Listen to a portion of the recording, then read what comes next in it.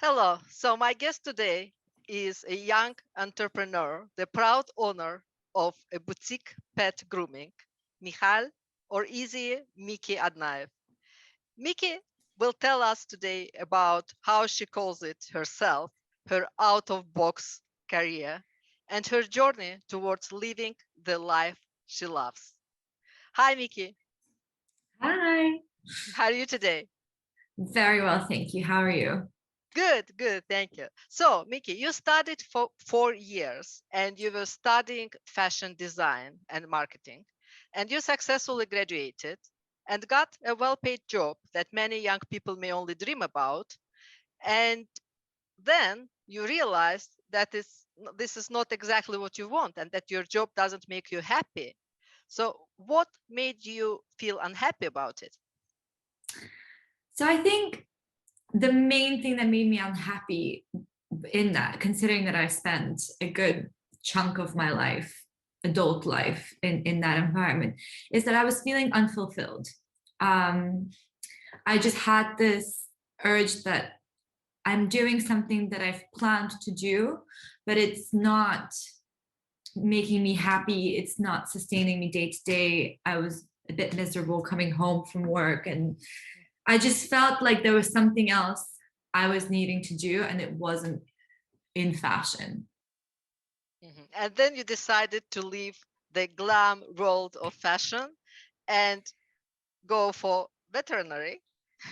Yeah. So this all kind of started tumbling throughout COVID, and I feel like that's like a really common thing that I've heard that people went through. I think when you're isolated in a space, you kind of realize Mhm. what matters and what doesn't. And I left my job, and I kind of sat around for almost a year trying to figure out what it is that I want to do. And one of the biggest things I've always wanted to do in my life is work with animals. And I thought, okay, let me consider a veterinary career again. The only thing with that is that it's 8 years. So I was a little like, who am I sure I want to do this? So I did some research, I looked into it, and I found out that I can do it. I don't have to go back to school and change my courses to be able to apply to university, because there's another route, and that's through working with animals. So if you get a minimum amount of working with animals, then you can do a nursing course, and then you can go into a veterinary surgeon course. So I did that. Um, I have a poodle, Mhm. and I have to give him haircuts all the time. And so I thought, it would be really useful to learn how to do that. Yeah. And that was my first working with animals. So I signed up to this course. It was a 3-month course, if I'm not wrong, and you got a diploma in dog grooming, dog and cat grooming. Mhm. So, well, actually, they call it pet grooming, but Mhm. you mainly work with dogs and cats. and, and yeah, and I started that, and I remember I came back after the first day, and I called my mom, and I said, this was the best day of my Wow. life, and this is what I want to do. And it Amazing. happened by accident, to be honest. I wasn't Yeah. planning on this. But what an amazing feeling. I mean, I can imagine And that, it you really were is. not happy, you left and you were thinking what to do. And then, just you had the best day of your life. And that's amazing. I can only imagine how difficult it is to start your own business. I mean, I started my own business as well, but I mean, like you are so much younger, my experience helped. But it's like so many new things you need to learn. And especially in your case, when you change your career. And what was the most difficult part for you? I think so. Initially, what I thought was going to be the most difficult part is actually setting up a business plan and all of the things that are kind of technical that I wasn't very well versed on. Mhm. But funnily enough, as you get through it, firstly, there's like so many things available online that Mhm. help you, Mhm. especially in the UK.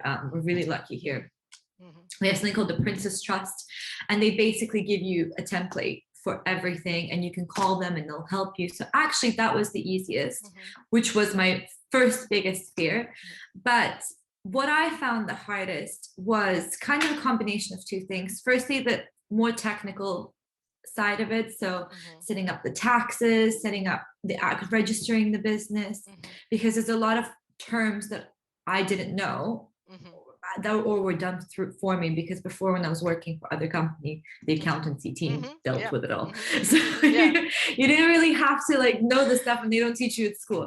So Yeah. There's so that many was things you don't need to think about when you work for the corporation, for the company. Yeah. exactly. So Mm-hmm. suddenly you are playing a role of everyone, Yes. and it can be a bit overwhelming. But I think another big thing, and that's for me, but I'm sure plenty of people probably agree with me, is my age, you're surrounded by social media and you see all these people your age much more successful, doing very well, and it always seems like everyone already knows what to Yeah. do, Mm-hmm. but no one actually does. Yeah. And I think that was one of the biggest things, because I kept stopping myself or slowing myself down, thinking, oh, they're better, they can do better, they know what's going on. Mm-hmm. When everyone starts in the same place, and it's just a case of research, research, Yeah. research, research. Just ask, don't be shy, ask, call, Mm-hmm. whatever you can find. If you have Absolutely. friends in business, talk to them, don't be shy. Like, there's nothing you can ask that they will ever react badly to, because everyone Yeah. starts somewhere, and they will be more than happy to help Mm-hmm. you. Absolutely. Ask for help. I always keep telling that Always one of ask the for help. mindsets for success is asking for help. Absolutely. Yeah. So, how your family reacted to your decision? Because people of my generation, and I know your mom should be some my generation person, and even some younger people and older people, they have a certain stereotype about success of their kids. Yeah. So it's funny. So I think I'll start with my generation. It kind of goes two ways. There's um mostly people get really excited because they find out I work with puppies, and that pretty much is the end of that. They're like, you have the best job ever, you get to hang out with puppies all day, I love it. There are a few reactions that are a bit like, oh, you do this, which is a bit of a strange one. With the older generation, I think my mom is the most supportive person on this planet. She is, firstly, she is so creative and she's so driven. And this woman, well, she'll come up with an idea and she will go for it. It doesn't matter what anyone says to her, she will try. And she taught me that you So just you need to you have try. role model. And yeah, and for sure. And the same with my granddad. Like, he's a very good businessman, and he is the same. Him and my mom and me, I like to think we're like gathered together. Yeah, yeah, We like to push and try. yeah. um Everybody else was a bit unsure. I think especially culturally, there's a big push on kind of this like classic university degree. Mm-hmm, mm-hmm, What you studied in your degree, you go and you do this job, mm-hmm, and you work in that job, mm-hmm. and you become the best at that job. Yes. Yeah. That's, and I think when you suddenly go whoop, and out of that and throw all of that time away, they start thinking, oh my God, what the hell are you doing? Yeah. Have you lost your mind? I had quite a lot of people being like, you're doing what? Like, Yeah. you're brushing, cutting, washing dogs, like you're like a hairdresser, you're like a this. And I'm like, yeah, I am, and I Yeah. love it. Yeah. And there's nothing wrong with that. And actually, funnily enough, the thing that really stops is when they start to see you're doing really well, Yes. much better than you were Yeah. doing Oh, I'm sure in they your are now previous proud of you. job. I'm sure everyone says now, yeah, that was the right thing to do. Yeah. So, I think so. Yeah, I think especially with the older generation, mental health was never the first yes. thing that you think about, and it affected so many people. Mm-hmm. And now that is you put that first, Yeah. and especially people my age, we put our mental health first, Mm-hmm. our happiness first, and I Mm-hmm. think it can be a bit shocking. Yeah. Yeah. And you need to be a Yeah, very organized person to be successful as a small business owner. So how you discipline yourself? I love this question because I am the most unorganized person Oh, ever. No laughing matter. I always late. I'll always miss my alarms. I'm the worst. The only way I have found is I make lists, and that way I don't get distracted. I make it on time. I always give myself way more time than I think I do. I also lie to myself. I've recently explained this to a friend of mine because she was telling me she's constantly 10 minutes late to her meetings. And I said, are you doing that on purpose? She's like, no, I just know it's at 3 o'clock.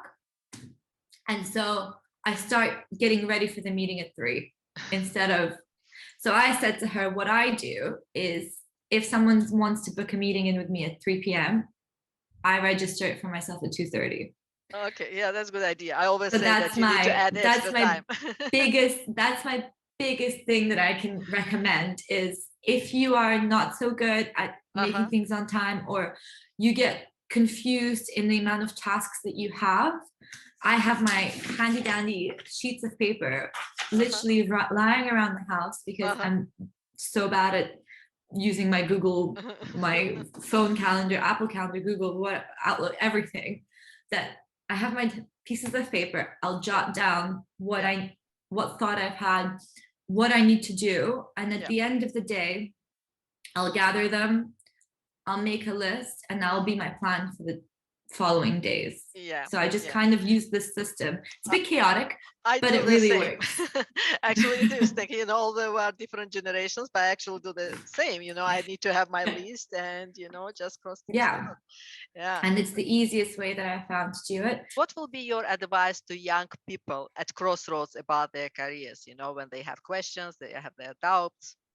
I think I would say that you should sit down, write down everything you like and all your ideas, and see what feels like the pathway that at that moment feels right for you. It doesn't mean you need to stick to it, but don't be afraid to start at point A because it might lead you somewhere completely different. And that's okay, because I think the biggest fear is starting. So like I said, I wanted to start this veterinary thing and it's led me totally off course. Similar rain, but off course, and that's okay. Just take it as it comes and don't expect results immediately. I like things done straight away, but slow burning, that's okay. That's amazing advice. Thank you so much. And I'm sure our conversation will serve as inspiration for so many young people who want to do something and they are thinking just how to start and where to start. So thank you for your time. Really appreciate it. Thank you. And all the best with your business. I'm looking forward to hearing about your further success and how it goes. Thank you. Thank you so much.